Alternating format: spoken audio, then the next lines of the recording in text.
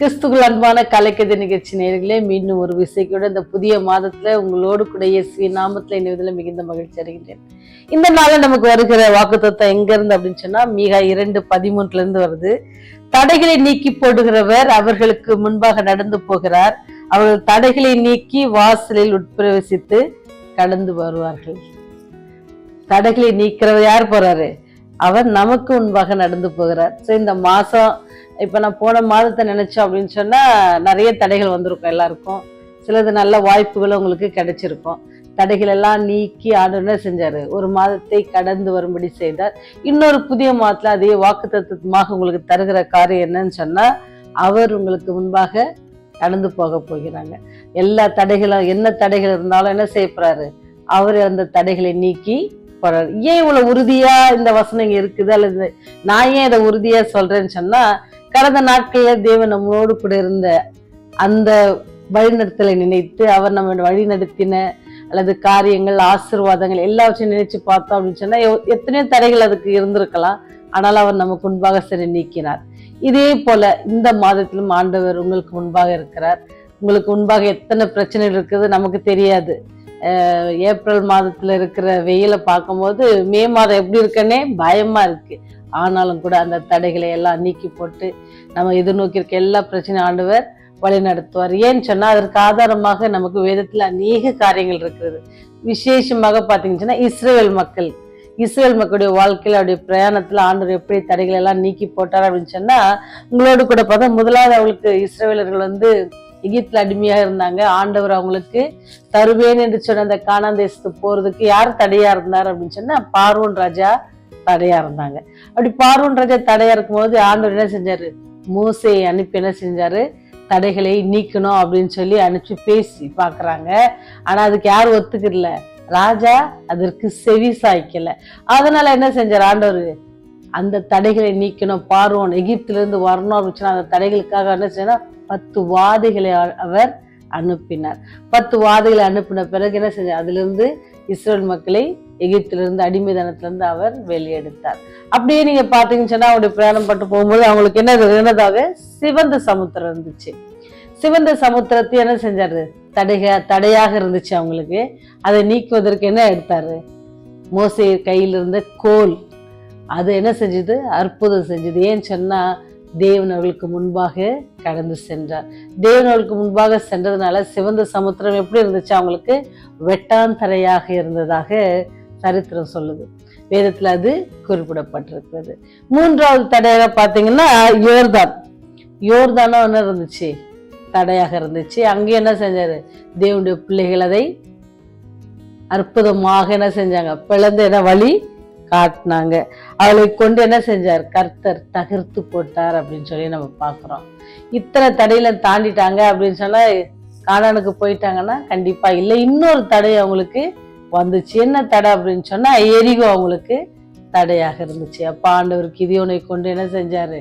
வெற்றி சிறக்க செய்தார். அதே போல யோசுவாவை கொண்டு என்ன செஞ்சார்? ஆண்டவர் அந்த தடைகள் எல்லாம் நீக்கி போட்டு அந்த ராஜாக்கள் அங்கிருந்து சேவைகள் எல்லாம் யாருக்கு கீழே வந்தாங்க? இஸ்ரேல் மக்கள் கீழே அவங்க வந்தாங்க அப்படின்னு பார்க்கிறோம். ஏன் இத்தனை 4 காரியங்கள் தடைகளாக இருந்த காரியங்களை நீக்கி ஆண்டவர்களுக்கு முன்பாக சென்றோட தடைகள் எல்லாம் நீக்கி என்ன செஞ்சாங்க? அவங்களுக்கு வெற்றி சிறக்க செய்தாங்க. அந்த தேவன் உண்மை உள்ள தேவன், அவர் உயிருள்ள தேவன், நேற்றும் இன்றும் என்றும் சதா காலங்களும் உங்களோடு கூட இருக்கிறேன்னு சொல்லி வாக்கு தத்தம் பண்ணின தேவன். அதே தேவன் இந்த மாதம் முழுவதும் என்ன செய்ய போறாரு? நம்மோடு கூட வர காத்து கொண்டிருக்கிறார். புதிய மாதத்துல நாட்கள் 2-3 நாட்கள் நம்ம தாண்டி வந்தாலும் கூட ஆண்டவர் என்ன செய்யறாரு? நம்மோடு கூட இருக்கிறார். அவர் நம்மோடு கூட இருக்கும் பொழுது கூட இல்ல, அவர் என்ன சொல்றாரு? உங்களுக்கு முன்பாக கடந்து போவாராம். அப்படி கடந்து போகும் பொழுது என்ன செய்ய? இருக்கிற தடையெல்லாம் நீக்கி போட்டு அவன் என்ன செய்யுமா? வாசல்ல பிரவேசிப்போம். ஒரு வாசலுக்குள்ள பிரவேசிக்கிறோம் அப்படின்னு சொன்னா அது என்னதை கொடுக்குறது? நமக்கு பாதுகாப்பு கொடுக்குது. நீங்க வீட்டுக்குள்ள நுழையும் போது கதவை மூடுறீங்களா? எதுக்கு?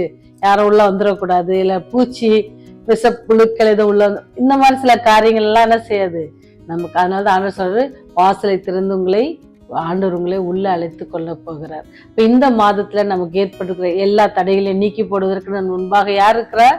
கர்த்தராகிய இயேசு கிறிஸ்துவுக்கு முன்பாக செல்கிறார். அது மாத்திரம் இல்லாதபடிக்கு என்ன செய்யறாரு?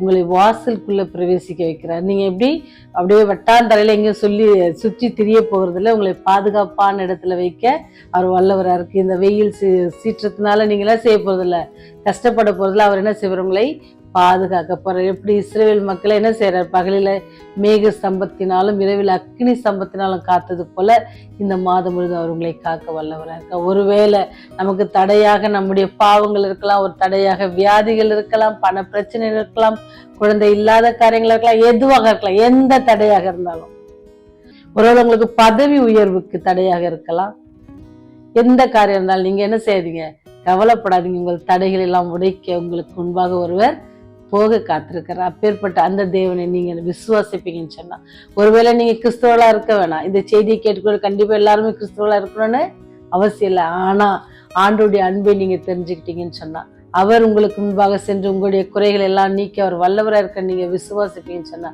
அவர் உங்களுக்கும் செய்ய வல்லவராக இருக்கிறார். ஏன்னு சொன்னா, அவர் என்ன செய்ய இந்த உலகத்துக்கு வந்தது குறிப்பிட்ட மக்களை ரட்சிப்பதற்காக அல்ல. ஆண்டவர் இந்த உலகத்தோட எல்லாரையும் மீட்டுக்கொள்ள வேணும்னு வந்திருக்கிறாங்க. யாரா இருந்தாலும் அவர் என்ன செய்யறாரு? அவரை விசுவாசிக்கிற யாவரும் கெட்டு போகாதபடிக்கு அந்த நித்திய ஜீவனை அடையணும்னு சொல்லிதான் அவர் என்ன செஞ்சார்? இந்த உலகத்துல வந்திருக்கிறார். அந்த நித்திய தேவன், அந்த நீதி உள்ள தேவன் என்ன செய்யறாரு? உங்களுக்கு முன்பாக செல்ல போறாரு. தைரியமா இருங்க. இந்த மாதத்தை நம்ம கடப்பதற்கு தேவன் நம்மோட கொடுப்பார். இந்த வாக்குத்தத்தத்தை நம்ம பிடிச்சுக்கொள்வோம். மீகா 2:13 ஜெபம் செய்வோம். வானாதி வானங்களில் வீற்றிருந்து பூமியின் மனுமக்களை கண்ணோக்கி பார்க்கிறதான பரலோக தந்தையை, இந்த நாளிலும் கூட ஆண்டவரே நீர் கொடுத்த வாக்குத்தத்தத்திற்காக நன்றி ராஜா. எங்கள் தடைகள் எல்லாம் நீக்கி போட்டு எங்களுக்கு முன்பாக செல்கிறீர், அதற்காக நன்றி செலுத்துகிறோம். எங்களை எதிர்நோக்கி இருக்கிற பிரச்சனைகள் எந்த காரியம் இது எங்களுக்கு தெரியாது, ஆனாலும் எல்லாவற்றுக்கும் முன்பாக நீர் சென்று எங்களுடைய வழிகளை நீர் செவைப்படுத்த போவதற்காக நன்றியோடு துதிக்கிறோம். இந்த செய்தியை கேட்கிற ஒவ்வொரு பிள்ளைகளுக்காக செபிக்கிறோம் தகப்பனே. ஒவ்வொருவரும் தனித்தனியாக பேர் பேராக குடும்பமாக ஆசீர்வதிங்க தகப்பனே. அவருடைய தேவைகளை எல்லாம் சந்தித்தரலுங்க. அன்பின் கரத்தை அவர்களை ஒப்பு கொடுக்கிறோம் ராஜா. மனபாரத்தோடு இருப்பாங்கன்னு சொன்னா கவலைகள் எல்லாம் நீக்கி போடுகிறவர், தடைகள் எல்லாம் நீக்கி போடுகிறவர். எந்த பிரச்சனையா இருந்தாலும் எல்லாவற்றையும் நீங்க ஏற்றுக்கொள்ள வேண்டுமா? அவருடைய பாத்துல கெஞ்சி முன்னாடி விசேஷமாக வியாதிப்பட்டிருக்கிற பிள்ளைகளுக்காக செபிக்கிறோம் கர்த்தாவே. அவருடைய காரியங்கள் எல்லாவற்றிலும் நீர் கூட இருங்க சாமி. மருத்துவருக்கு மருத்துவராய் இருந்து அவருடைய பண தேவைகளை சந்தித்து அவருடைய சுகம் பெற்று தேவன் எங்களுக்கு நன்மை செய்தார், எங்களுக்காக எல்லா இடத்திலும் ஜெபித்தாங்க, எங்களுக்கு தேவன் போதுமானவராக இருந்தார் என்று சொல்லி ஆண்டவருடைய நாமத்தை அநேக இடத்தில் பகிர்ந்து கொள்ள நீர் கிருபை செய்யணுமாய் கெஞ்சி மன்றாடுகிறோம் சாமி. பாவிகளாக எங்கள் மேல் கிருபையா இருங்க. இந்த நாள் முழுவதும் கரம் எங்களோடு கூட இருந்து எங்களுக்கு ஏற்படுகிற எல்லா தடைகளையும் நீங்க நீக்கி போட்டு ஆண்டவரே எல்லாவற்றையும் நன்மைக்கு எதுவாக நீர் முடித்து தர வேண்டுமாய் கெஞ்சி மன்றாடுகிறோம். இரவில் எங்களுக்கு போதுமானவராக இருந்ததற்காக நன்றி செலுத்துகிறோம். பகல் முதல் எங்களோடு கூட இருக்க போவதற்காக உமக்கு நன்றி செலுத்துகிறோம். தொடர்ந்து நாங்கள் உமக்கு பிரியமாய் ஜீவிக்கும் ராஜ்யம் வரும்போது உம்மோடு கூட அந்த பரம காணான அடையத்தக்கதான பெரிய ஸ்லாக்கியத்தை பெற வேண்டுமா? எங்களுக்காக கல்வாரியில் பாடுபட்டு மரித்த இரட்சகர் மீட்பான இயேசு கிறிஸ்துவின் புண்ணிய நாமத்துல ஜெபங்களை தாழ்மையோடு எடுத்துக்கொள்கிறோம். இரக்கமுள்ள பரமபிதாவே, ஆமேன், ஆமேன்.